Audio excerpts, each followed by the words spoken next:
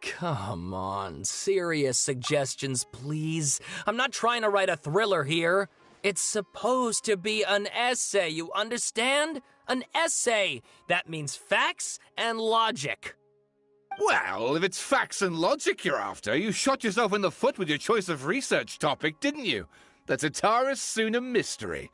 When so much remains unexplained, there's little to be objective about. Unless, of course, you restrict yourself to textual criticism. Yeah, well, this is my teacher's area of research. I can't change that. But it's fascinating enough without having to sensationalize it, don't you think? The strange location, the missing details, a mysterious person. I want to write my essay on something interesting, and I'm interested in getting to the bottom of all this. That's the only reason I came to you. Yes, you came to me, so all the more reason to take my advice. The fact is, it's the dramatization that will make people want to read it. There's no getting around that. Okay, but... Did one of them just mention Tatara Suna? But that's all the way in Inazuma! Is it just Paimon, or is it kinda unusual for someone in Sumeru to want to write a paper about that? Everyone here's just going about their business. Maybe it really is just Paimon. Guess people here are free to research pretty much anything. Great! Let's go find out what this Tatara Suna mystery is all about.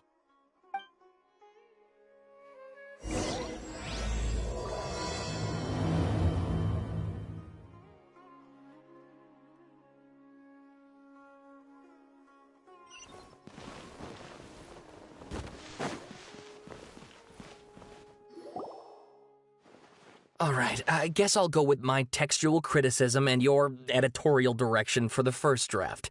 I have a feeling that the missing Kabuki Mono will end up being the main focus of this paper. If only we knew where to find that traveler. From what they say about her, this seems like the kind of thing she'd know about.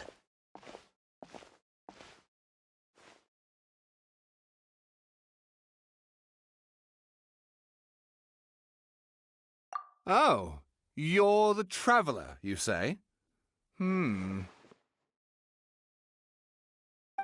what's with that face? Don't believe us?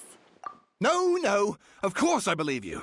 Actually, I first heard about your great exploits when I was still in Inazuma. This is my first time coming face to face with you and your mysterious silver-haired companion. I couldn't believe my luck, and out of force of habit, I started, examining the evidence. Sorry. Sawada, for the love of... Sorry, we don't get out much, so our social skills are kinda lacking.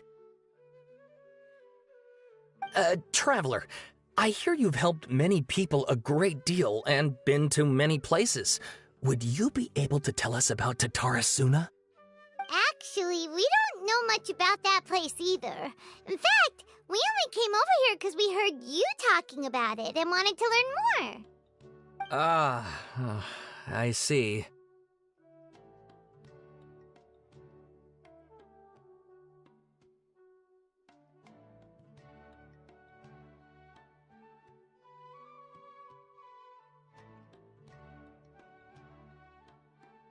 My teacher chose this area of research as a personal challenge. He said it's difficult to get into because even Inazumans don't know much about Tatara Suna's past. But who'd have thought that... If you don't mind, I'd love to show you all my outline for the book I'm writing about Tatara Suna. Hold on, Sawada. Don't you think that's a bit of a deep dive for a first read? Well, fair point. In that case, please ease yourselves in gently by taking a look at Akaba's latest essay draft. Let me give you some background. This all started with the discovery of some records in Tatarasuna. The writings mentioned someone by the name of Mikoshi Nagamasa, who crafted a fine blade. But in the end, he threw it into a fire to destroy it, and killed his servant Katsuragi. Why? Well, no one knows. Apart from the swordmaker, his servant, and the one who wrote this all down, the records also mention a kabuki mono. This seems to be an Inazuman word for an eccentric stranger, someone who dresses funny or acts in an unusual way. That's right. Akaba's teacher has spent quite some time researching these events on the ground. This kabuki mono lived in Tatarasuna for a while before disappearing without a trace. And shortly afterwards, as Akaba mentioned, things got pretty ugly. So first this strange person goes missing, then a murder happens? Seems kind of fishy to Paimon. Yes, my thoughts exactly. So I helped out too. I asked everyone I could think of if they knew anything about what happened back then. And wow! Did I get lucky! Stop shouting! This part's important. I just wanted to make it stand out. It just so happens that a friend of mine works at the Government Records Office. He looked into it for me, and I can now confirm that all the aforementioned individuals did, in fact, live in Inazuma over 400 years ago. Even back then, Tatarasuna was already at the center of Inazuma's smelting industry. The man in charge was a government official named Niwa. Curiously enough, it seems like he went missing too.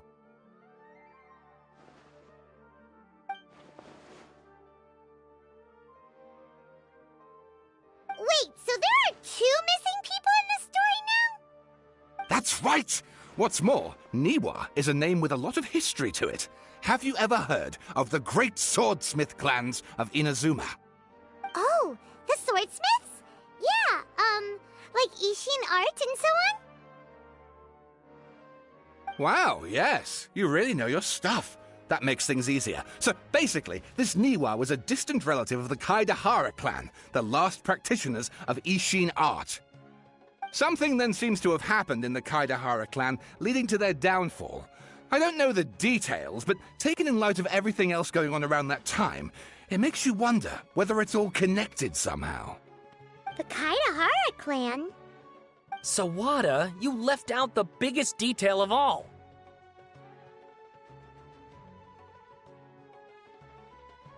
Oh, yes, of course. How could I forget? Brace your minds, ladies and gents, for they are about to be blown. Or maybe you won't believe your ears. I wouldn't blame you, of course, because in all my years as a writer, this is by far the most. Get to the point, for Pete's sake. According to information acquired by Akaba's teacher, the kabuki mono was not a human, but a puppet.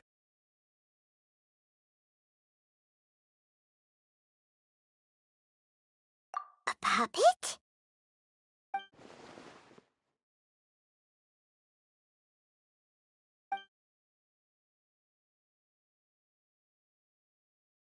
Aha! Judging by the looks on your faces, you do know something after all.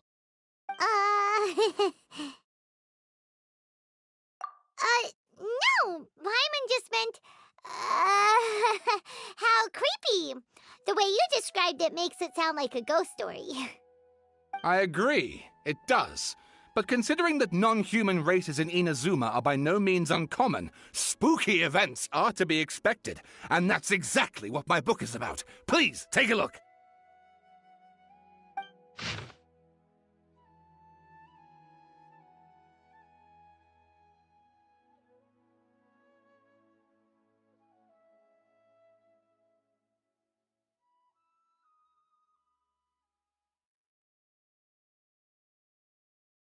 Oh, and please read my essay draft as well.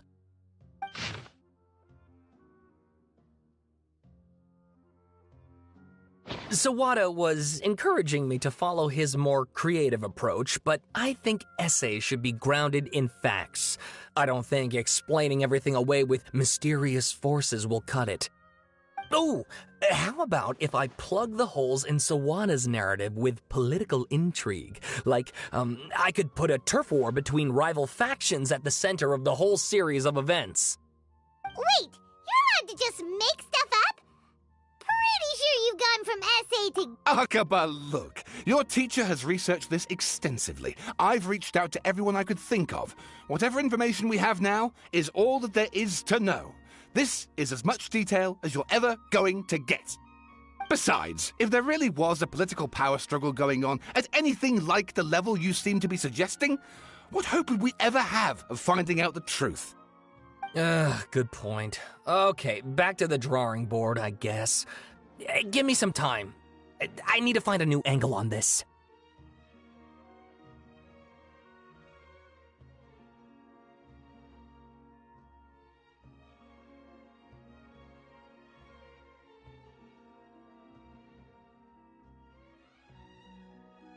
We have some other stuff to do, so we'll have to say goodbye for now. Good luck with your essay! All right, thank you. If you find out any more info about all this, please do let me know. Thanks so much.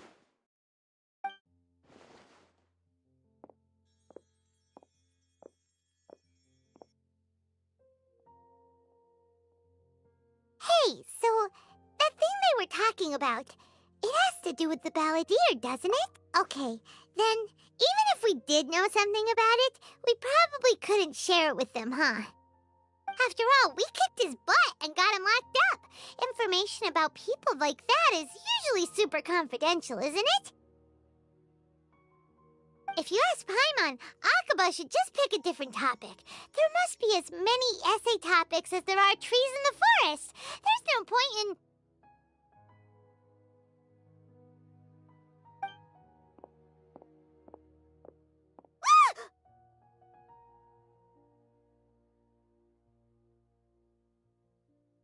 Hey, did you see that? He literally just went by, over there. It looked like... the balladeer! No, it can't have been. He got locked up. Oh, quick, let's catch up and see.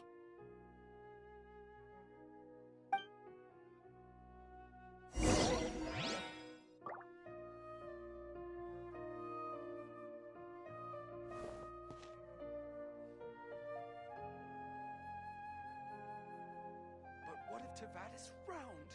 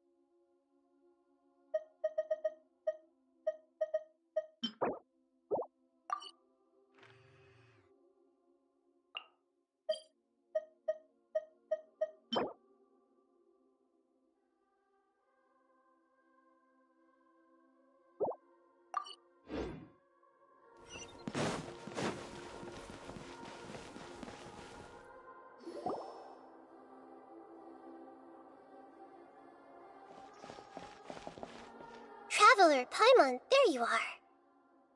Nahida! Bad news. We just saw the balladeer strolling around in public. Did he escape or... Ah! It's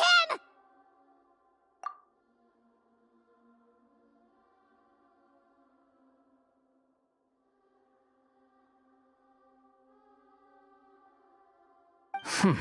Sure enough, you're here.